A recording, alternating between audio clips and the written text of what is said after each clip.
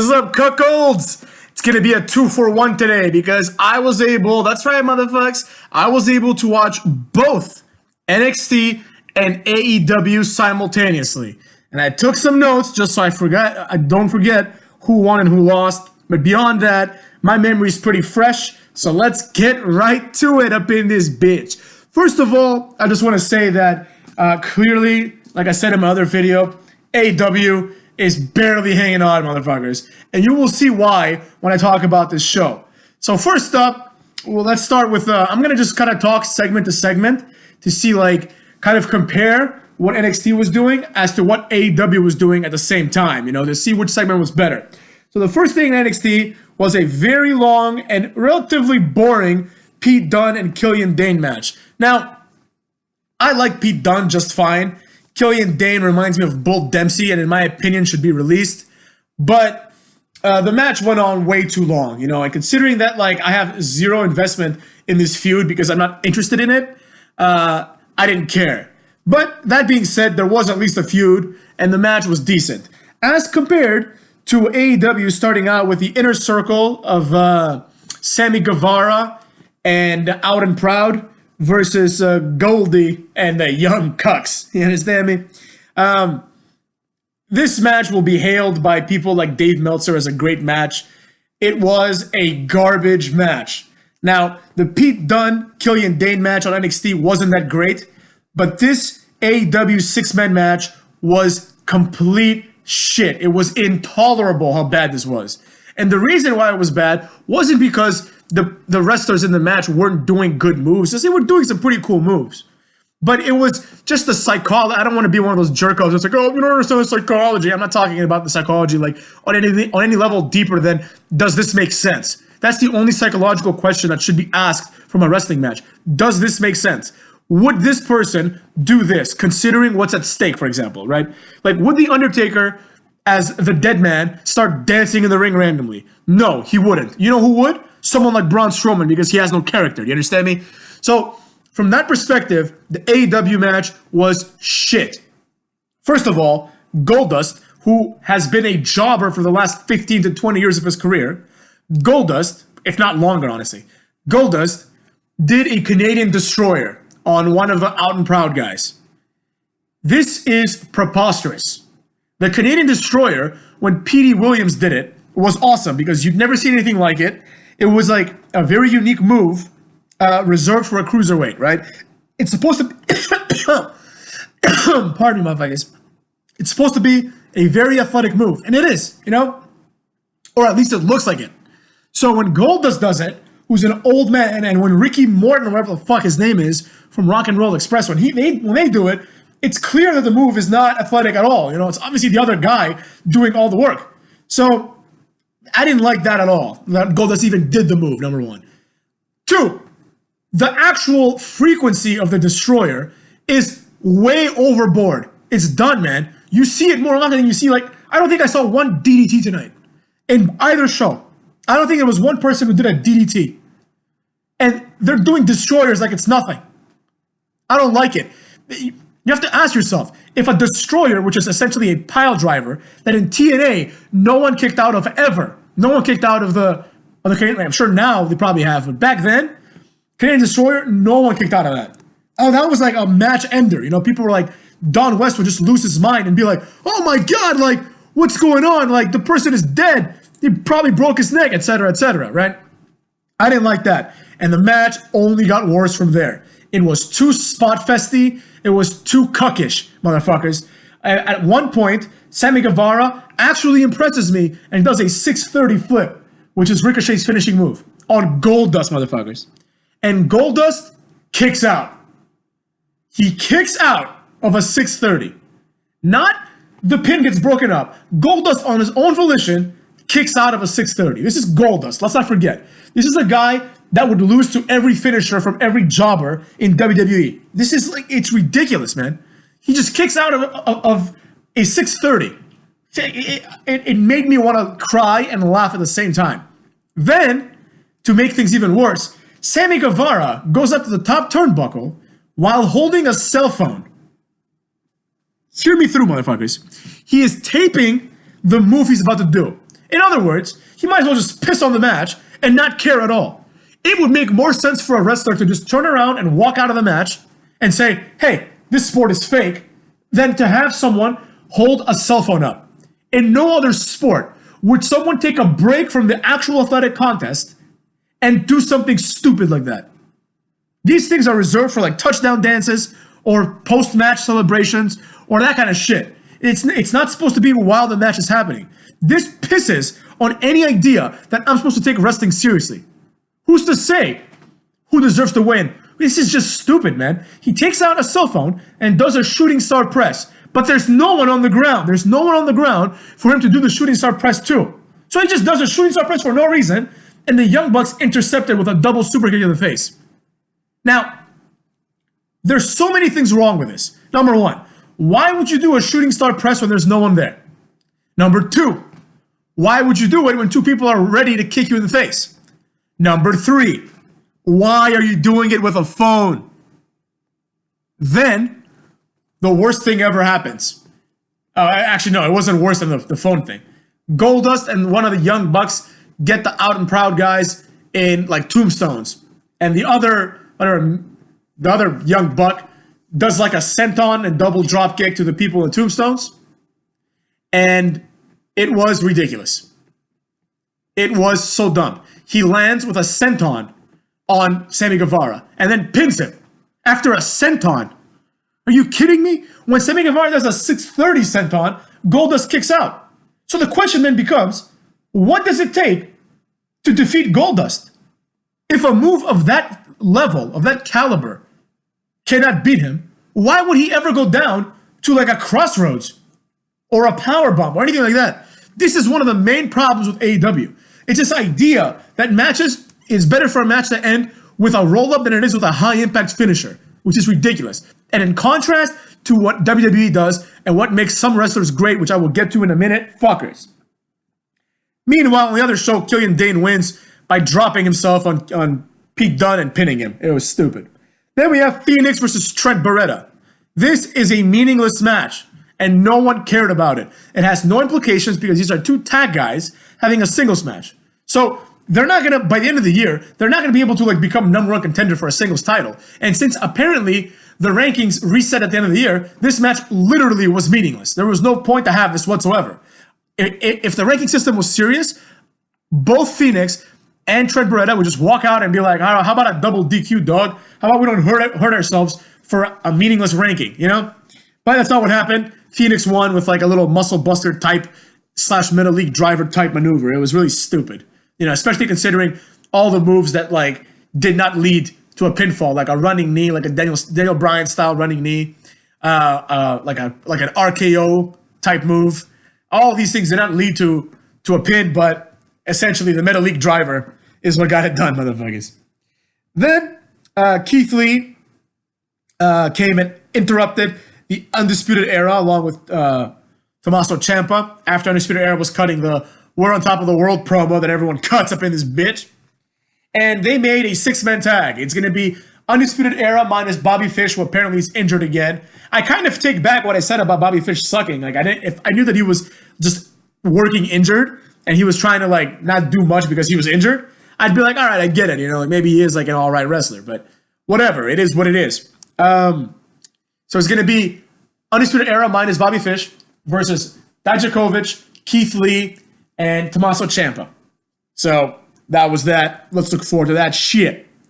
Then on AEW, and sorry, this might not be for everyone. Maybe I won't do this again. This kind of like back and forth type of video, but this was a good show to do it for. Then CodyRhodes comes out in the ring, and something hits me. And pay attention, because you're gonna hear it here first, motherfuckers. You're gonna hear it here first, and people are gonna copy what I say, because I know that some of the wrestling YouTuber jabrones, even though I have a much smaller following at this point, I know that they steal shit from me, motherfuckers. So here it is. It hit me finally. And maybe I'm not the first one to say it, but it definitely hit me today. CodyRhodes came out and cut a Ric Flair promo. That famous Ric Flair promo where Ric Flair shows off his riches and just throws them away and strips down to his underwear. Now, there's three problems with this. Number one, this promo has already been done by Ric Flair. Number two, Ric Flair stripped down to his boxers. to show that he was fully committed to what he was saying. Cody Rhodes thankfully did not. Although I'm sure a lot of smart beards probably paused the DVR, got their Jerkins lotion over there, and got a nice little towel ready with a picture of Cody, and we're ready to whack off, hoping that this would take the same route that the Ric Flair promo took. Because that's how they roll, man. That's how they are, dog. And the third most important problem with this, even worse than the Cody taking things off, is that Cody Rhodes is not Ric Flair. CodyRhodes is not Ric Flair, motherfuckers. So him doing this is ridiculous. So I was telling one of my friends, I was like, Cody Rhodes, because the two people that I was watching with, they really like Cody Rhodes. One was saying how Cody's a star, and I'm like, no, he's not, fam. But anyways, I said to one of my friends, I said, what the hell is this? He's cutting the Ric Flair promo. This guy sucks. He's not Ric Flair. And then it hit me, motherfuckers. It hit me. He is trying to be Ric Flair. Think about it. Last week, he won his match with what? The figure four leg lock. Whose move is the figure four leg lock? Flair's move, motherfuckers. Today, he comes out in a suit like he's been doing for a while, like Ric Flair, trying to pretend he has swagger, cuts a Ric Flair promo, and the icing on the cake, motherfuckers. Why did Cody Rhodes ever bleach his hair? Who famously is a wrestler that bleaches his hair in a flagrant way like that? The answer, woo, is Ric Flair, motherfuckers. And Cody Rhodes will never be Ric Flair. So this came off as super cringy. He called out MJF for some bullshit. Who cared? No one. Then we had a pretty good segment in AEW. Nyla Rose beat Leva Bates with a sit-out powerbomb, which was awesome. Then he started powerbombing Leva Bates after the match. And then Shayna, or whatever the fuck her name is, came out to make the save. She had a little bit of offense. Eventually it was like tilt-a-whirl slammed by, by Nyla Rose. Then Nyla Rose set up a table and was going to powerbomb Shayna. Decided not to. Powerbombed the ref through the table. And then powerbombed Shayna on the ref. This was great. This was fantastic. This is what I want to see. Like, some character. Someone who's willing to just destroy people with power bombs through tables. The only problem was that this happened during a commercial break. This happened in the little screen where they split the screens between commercials and AEW. It happened during that juncture. So what the hell is that all about? This should have been, like, I'd rather watch this than watch Cody Rhodes cut like a 7,000-minute promo where he pretends to be Ric Flair. Or better yet, I'd rather watch this than watch freaking, what's it called? Goldust and the Young Cucks. I don't care at all. So anyways, that happened. Instead of watching Nyla Rose, we got to see CodyRhodes cut a promo. All right. Meanwhile, on NXT, the Forgotten Sons in a tag match destroyed two jobbers, right? Forgotten Sons, I don't like the two guys in the tag match, but Jackson Ryker, who was Gunner in TNA, is tight. He looks like a monster. Think about it, guys. Jackson Ryker, Jax, Sons of Anarchy, Forgotten Sons, motorcycle gimmick, motherfuckers. It writes itself. Give this guy like a lone wolf type gimmick. The only thing that he should do is he just destroys Forgotten Sons. Or go full on with a motorcycle club gimmick like Aces and Eights, which everyone hated, but I like, motherfuckers, so deal with it. Then we had Dakota Kai coming out to the ring with a match against Rhea Ripley, which didn't happen because Mia Yim came and attacked Dakota Kai. This meant nothing to anyone. Rhea Ripley gets in the ring, and Shayna Baszler and the Marina Shafir and Jessamine Duke come out, and Rhea Ripley puts up a valiant fight, and then eventually gets overwhelmed and beaten up by Shayna Baszler. They will have a match in 2 weeks, motherfuckers. Now, the issue with this, of course, is Rhea Ripley is not Hulk Hogan, so I don't know why she's being booked as this, like, undefeatable monster. Like, in my opinion, she held off the attack from Shayna Baszler and the two other broads for way too long. She should have gotten destroyed by these three women. But whatever. I kind of like Rhea Ripley, so we'll see where this goes. Next, I think we're about the halfway point of the shows now. Jericho comes out and tries to sell some champagne. It is what it is, motherfuckers. I got nothing to say about that. It is what it is. It's cheap. It reeks of like foolishness. It's below what Jericho should be doing. Jericho is starting to not feel like a champion, to be honest. He's starting to feel a bit like a mid-carder. I can't help but think that it upsets me because I like Jericho, but that's just how it is, fuckers. Then the Jurassic Cucks come out to talk shit. Luchasaurus gets a mic and says he has like a neuroscience degree or something, which I think is true. Now, here's the problem with that. If you have a degree, and I think an advanced degree as well, if you have a degree in any kind of neurology or neuroscience or anything involving the brain, then why the fuck are you coming out week after week wearing a dinosaur mask and calling yourself the Luchasaurus? Why? That's one thing. Another thing is this, kayfabe-wise. Why are you interested in having your dinosaur character be an educated man? It's either one or the other. Either he's an educated guy with a degree, which is what the character is and what the guy is in real life, or he's the character of a retard who wears a dinosaur mask so he can call himself Luchasaurus. One or the other. The two are in direct conflict with each other, but these people are so stupid. AEW is so dumb that they think that this is a good thing. Luchasaurus tells Jericho that Marco Stunt is a bigger man than he is despite being small. And they have like one of the worst brawls ever. Swagger and Jericho versus, what's it called? The Jurassic Express. They just brawl a little bit. This is like Swagger's 8th week in AEW without a match. At this point, I don't care. I don't care anymore. It's kind of like if anybody remembers back in the day, around the year 2000, Dr. Dre released his last album, like Dre 2000, whatever it was called.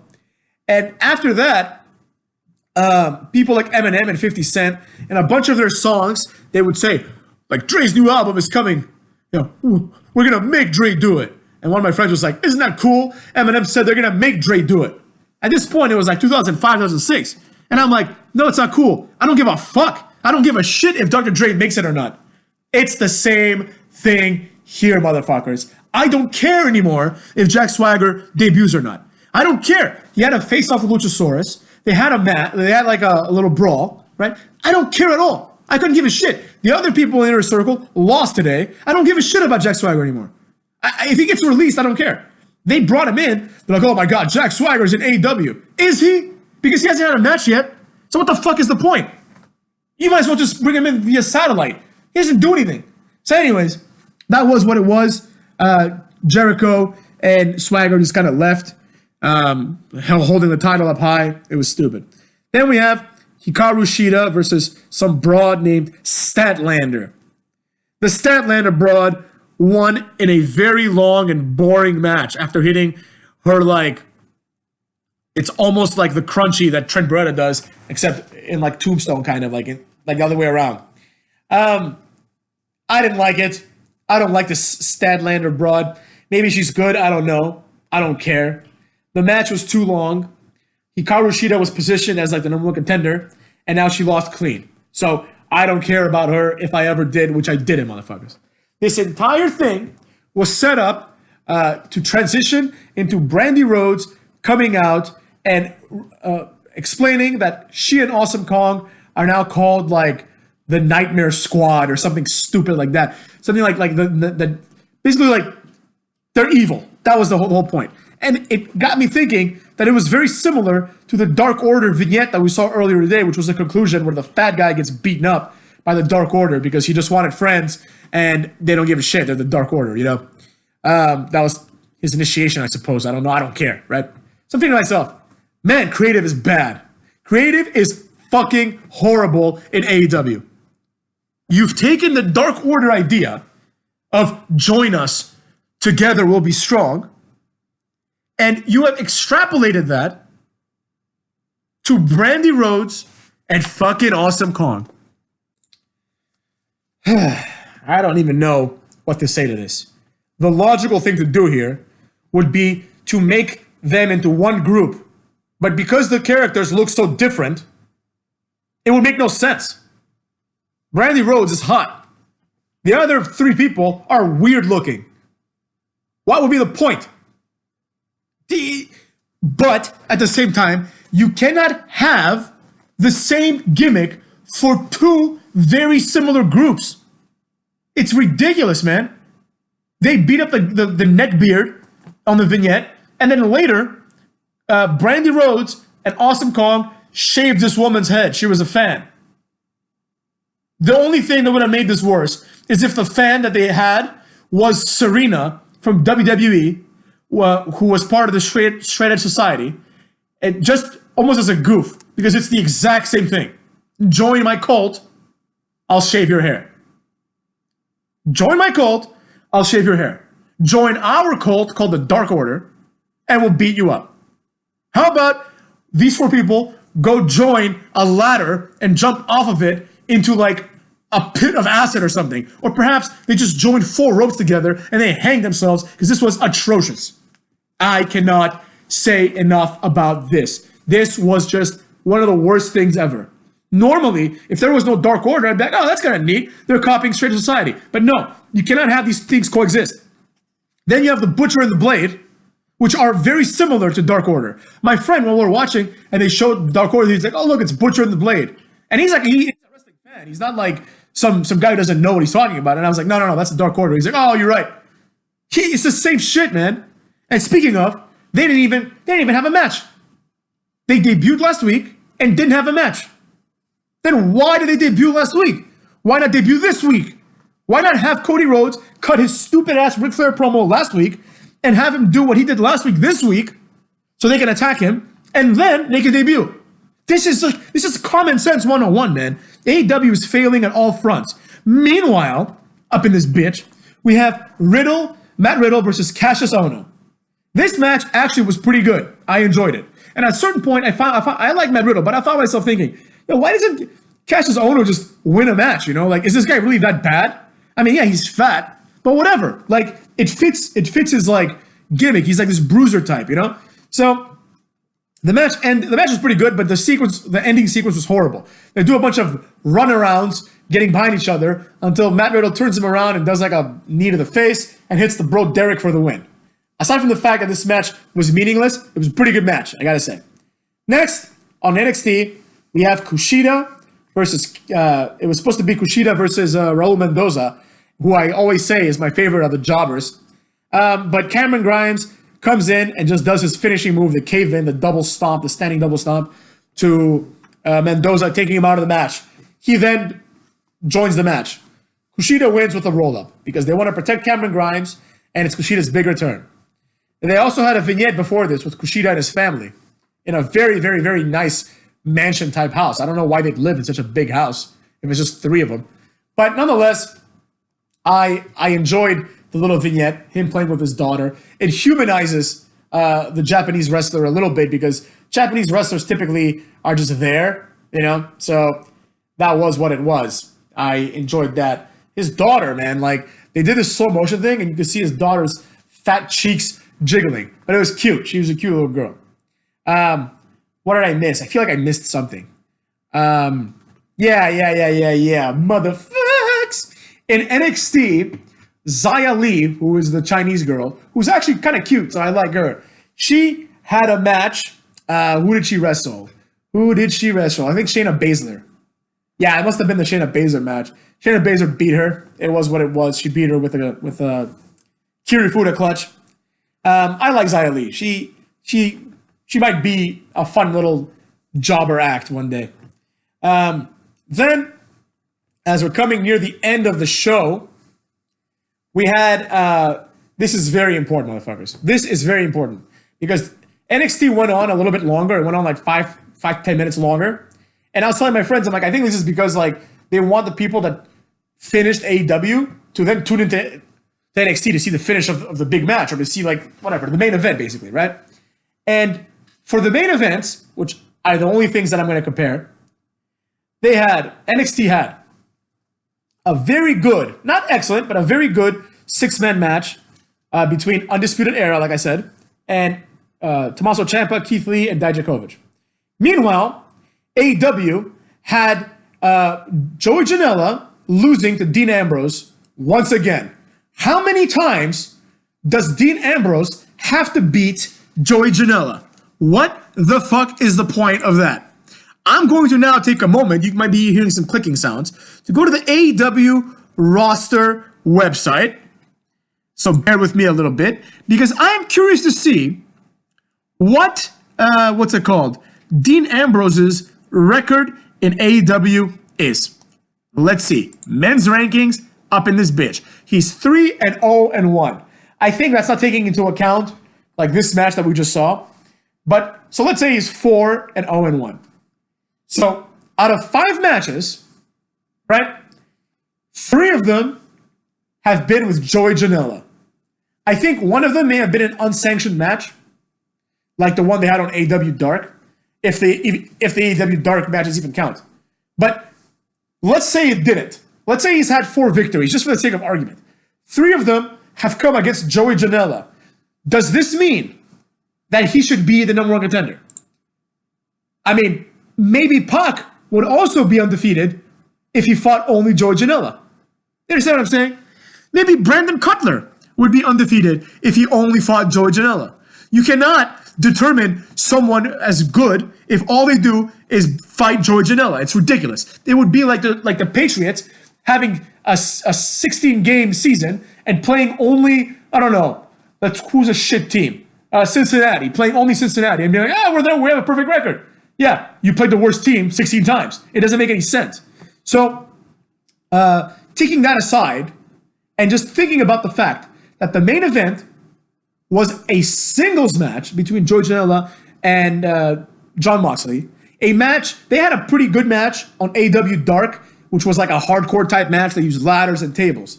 So that match was deemed good enough to main event AEW Dark. But a singles match, which was way worse of a match, is deemed good enough to main event AEW Dynamite. It's over, motherfuckers. It's done. They have very few opportunities to do something. The way it's going, AEW in 6 months, you'll hear fucking JR will be gone by then, right? Jericho will probably be gone by then somehow. You'll hear like Joey Matthews or whatever the fuck his name is, the guy from TNA. Joey Matthews or like, I don't know, Byron Saxton. He'll probably go to AEW, and you'll hear them talk about how the exciting premiere of AEW Dynamite on Pop TV is coming, motherfuckers. They are not going to last in TNT, which is a respectable network, right? At this rate. They're just not going to. It's just not going to happen. There was nothing exciting. There's nothing to look forward to next week. CodyRhodes sucks. Butcher and the Blade are going to be there next week, I guess. Couldn't give a fuck less. I don't care. You know? What's going to happen, man? It's a complete waste of time. Now, let's compare this bullshit match and also, in the end, since we're on the topic, after Joey Janela loses to Dean Ambrose, who hits his elevated paradigm shift, Jericho comes out and just does nothing. He just comes out just to remind us all that that's the feud that we're supposed to pay $60 for. This will be one of the least selling pay-per-views ever. Guarantee it. You'll see. So there you go. There you go, motherfuckers. Meanwhile, NXT had a 6-man match that included the awesome Keith Lee, the equally, maybe slightly less awesome Dijakovic, Tommaso Ciampa, who I think is overrated, but does a lot of moves and is entertaining in his own right, against the Undisputed Era, who literally hold all the titles in NXT. So just think about that. What would you rather watch? A match that 2 weeks ago was a dark match? Or all the champions of the show, except for Leo Rush, I guess, all the male champions of the show except Leo Rush, versus the up-and-coming Keith Lee, who's had like an incredible month, Dijakovic, who's not far behind, and Tommaso Ciampa, who's making his return. What would you rather see? And on top of all that, as the match is happening, Finn Balor comes in, does like a little shotgun dropkick in the corner, and then hits the 1916 on someone. I forget who. I think he hit it on like one of the face people. I could be wrong. Tommaso Ciampa. You know Tommaso Ciampa. Then he's getting ready to destroy someone else, like from the other team, from Undisputed Era. And he's in the corner, like telling the guy to get up, basically. And Keith Lee, the camera cut was fantastic. The cameraman deserves a raise. Finn Balor was positioned in a way where you couldn't see Keith Lee, but Keith Lee was like angry that Finn Balor interfered. And the aura was, man, this guy is about to get fucked up by Keith Lee, who is 7 times the man that Finn Balor is. Keith Lee grabs him by the throat, throws him. Finn Balor tries to attack. Keith Lee repositions him in the air. I thought he was going to go for like a black hole slam, right? But he repositions him in the air and does a spirit bomb. Boom, which is, of course, a pop-up, elevated, sit-down last ride, motherfuckers. Think about what I just said. The last ride powerbomb, awesome. Sit down powerbomb, awesome. Pop powerbomb, pretty cool. All of that, motherfuckers, combined into one powerbomb. One of the best moves in wrestling ever, in my opinion. The Spirit Bomb. Because the Spirit Bomb, Finn Balor just sells it very well because he's tiny, so he sells like he's dead. Adam Cole takes advantage of this opportunity, super kicks Keith Lee in the face, pulls down his knee brace, and goes off the ropes to do the last shot. Keith Lee hits the ground with his hand, like, I've had enough of this, turns around, catches Adam Cole in the fireman's carry position, and hits his little Keith Lee jackhammer finisher, and pins Adam Cole after hitting, Balor with a Spirit Bomb. My two friends lose their minds. They're like, well, what? Bury Finn Balor at the expense of this fat guy? And I'm like, Keith Lee is better than Finn Balor and Adam Cole combined. Deal with it, cucks. You understand what I'm saying? So the match, while the match was all right, the finish of the match was awesome. It established Keith Lee as a guy that can and should be throwing around these inferior beta males like Finn Balor and fucking, I was going to say Joe Janela, but what's his name? Adam Cole, right? He should be manhandling these guys. That's the only thing that makes sense. Other highlights. Dijakovic at some point climbed like in the middle of the ropes. He climbed the middle rope and did like a little turnaround, fall away, splash type move, which was cool. In addition, he did a springboard like corkscrew, like he didn't do flips, but he like just spun in the air, right? And landed on his back to the outside on people who didn't catch him. It was awesome, right? Tommaso Ciampa did his little dripping DDT. He had some moments, but the stars here were Keith Lee and Dijakovic. Keith Lee looks great. He's got everything that one needs to be a star.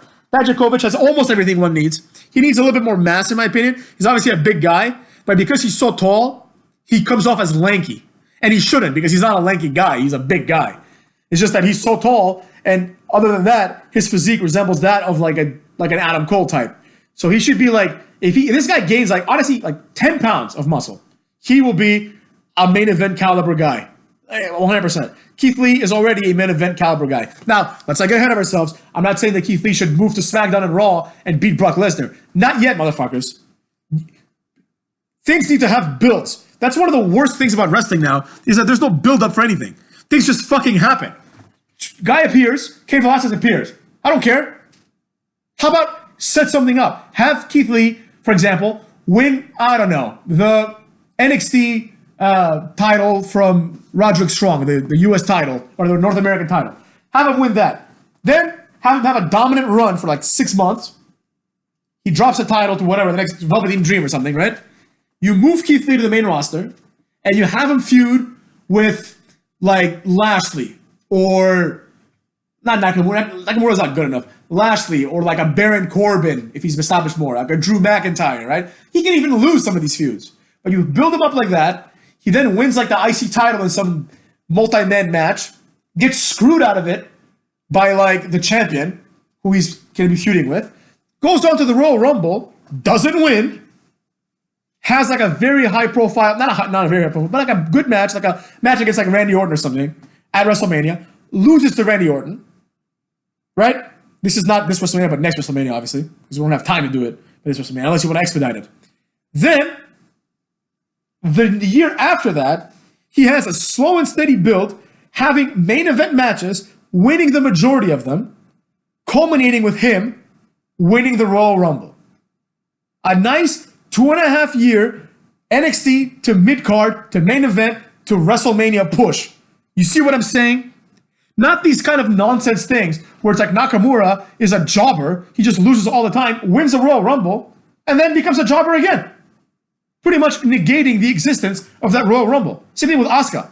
That was like, and I went to that Royal Rumble, and it was the most meaningless one of all time. Pissed me off. So that's what I'm saying. And if you don't want to do it with Keith Lee, do that with Velveteen Dream. These are people that deserve to win the Rumble. There's no one else, in my opinion, in WWE that deserves to win the Royal Rumble. You might argue down the line, if they get their act together and become like a more interesting character, Matt Riddle, perhaps. John Cena is going to win it one more time, I hope, in his big return type shit.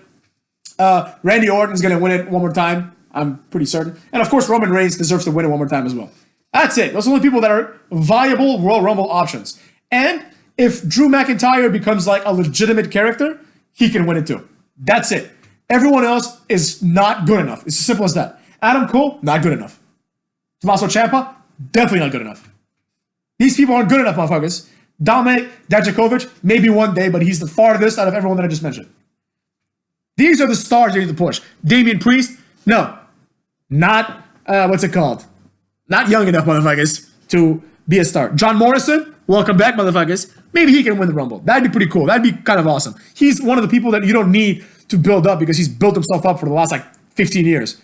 So, and also some people were like, oh, why did he join AEW? Gee, I don't know, stupid. Because maybe he wants to go to a real company where he can make money and doesn't have to worry about his job being gone in 6 months when AEW inevitably folds. You understand what I'm saying? I don't know how he's going to come back, if he's going to be the mayor of Slamtown or the Monday Night Delight. Who knows? We'll see, motherfuckers. But anyways, definitely NXT wins this week in terms of the quality of a show by a lot. Nothing in AEW was good this week. Nothing. There wasn't even one thing that was good. I mean, I guess you could argue the Nyla Rose powerbomb thing was pretty cool, but that happened during the commercial break, so they dropped the ball on that one too. I don't want to see fucking Dustin Rhodes. I don't want to see him, man. I don't want to see Trent Beretta. I don't want to see people that were velocity jobbers in WWE. But I get it. That's all you got. It's either that or you show me Jimmy Havoc, who sucks even more. And that's the problem, motherfuckers. That's another problem. There is no consistency in AEW. I'm looking at the roster now. Shima, haven't seen him in a month. Darby Allin, haven't seen him in 2 or 3 weeks. Let's see, who else? Oh, there was also, now that I saw Christopher Daniels lost to, what's-his-face, Pentagon Jr., no one cared. Brandon Cutler, haven't seen him job in a while. Kazarian we saw. Jimmy Havoc, haven't seen him. Haven't seen Kip Sabian. Haven't seen Jungle Boy wrestle. Where the fuck was MJF? Michael Nakazawa, Orange Cassidy, all these people that you're supposed to have. Pac. Where the fuck was Pac, man? Where the fuck are these people? They wrestle once every 3 weeks. I'm supposed to remember that Pac's important? I don't give a shit. That's what I gotta say about that, motherfuckers. The weekly rankings mean nothing because half the wrestlers, like Shawn Spears, for example, don't even wrestle. I need to do another video on this, strictly on this problem, motherfuckers. But that's for another time. For now, go fuck yourselves and enjoy the rest of your nights.